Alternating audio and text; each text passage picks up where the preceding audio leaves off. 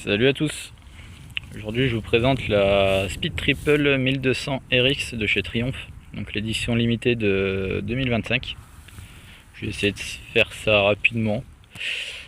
Alors dessus on a un moteur de 3 cylindres qui fait 183 chevaux avec 128 Nm de couple, donc c'est une moto qui arrache pas mal. Dessus on a 5 modes de conduite, dont un complètement personnalisable, un pour la piste, un mode pluie, un mode standard et un mode un peu plus énervé que le standard, on va dire.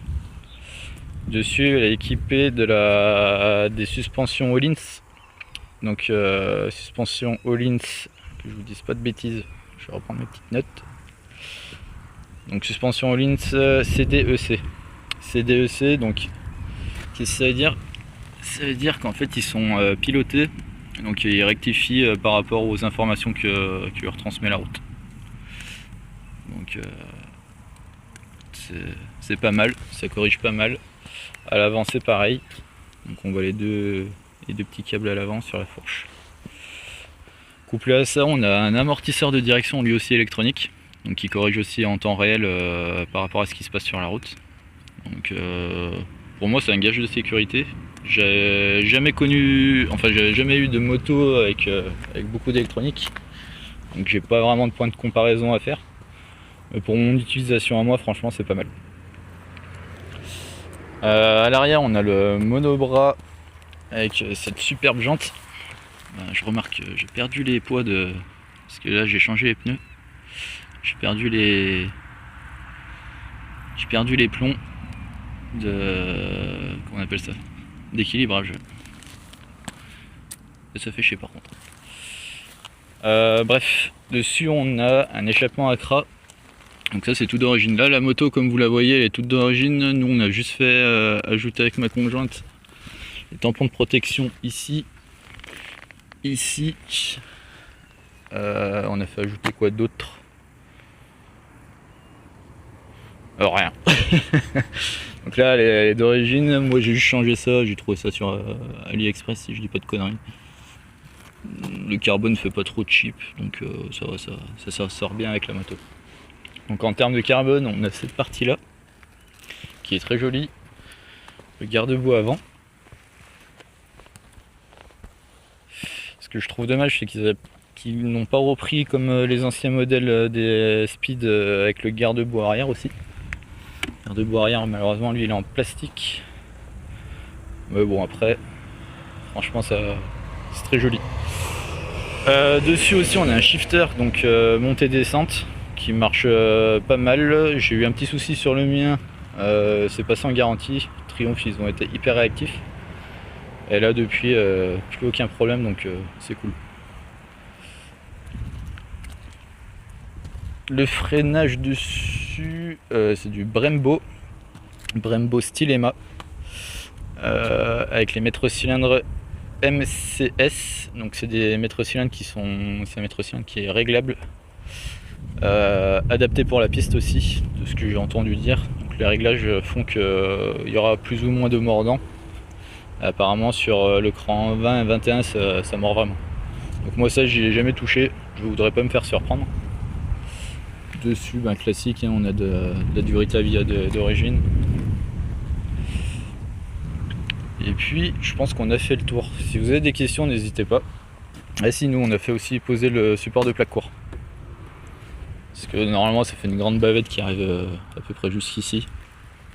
C'est pas trop très esthétique on va dire par rapport à la moto. Et si je vais vous faire un petit tour du tableau de bord quand même. Tac. On va allumer les feux. Donc la signature lumineuse qui est très sympa aussi.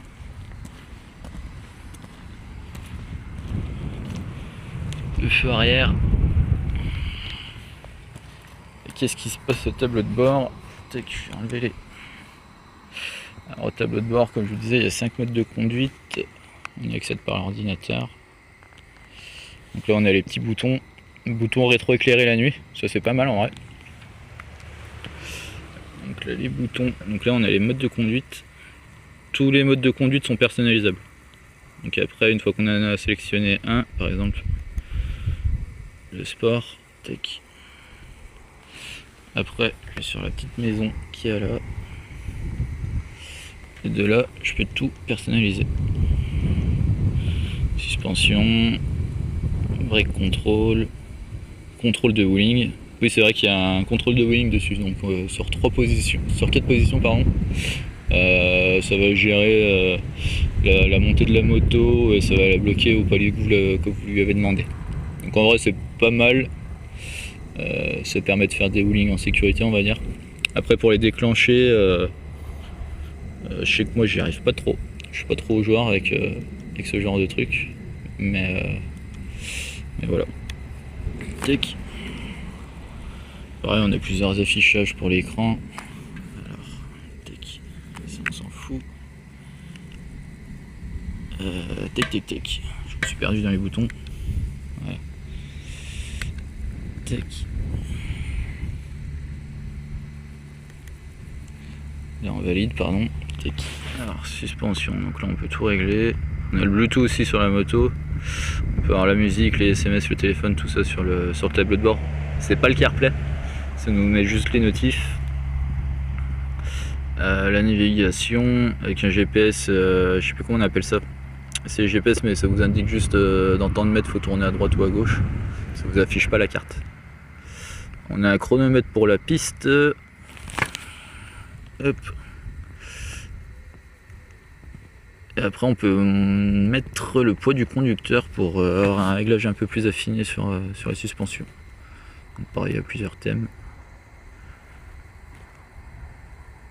Merci de patienter, chargement actuel. Donc le thème cobalt, ça va être un peu plus bleu. J'aime bien le rouge. Tac. Et voilà. Si vous avez d'autres questions, n'hésitez pas dans les commentaires.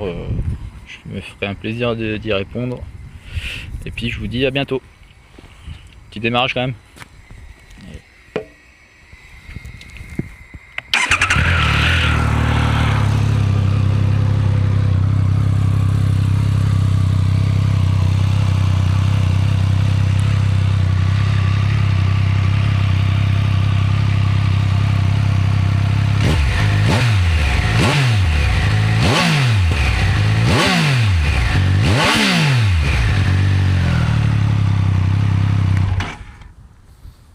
Ça chante pas mal en vrai. Et pour les puristes, vous inquiétez pas, la moto est chaude, je viens de monter.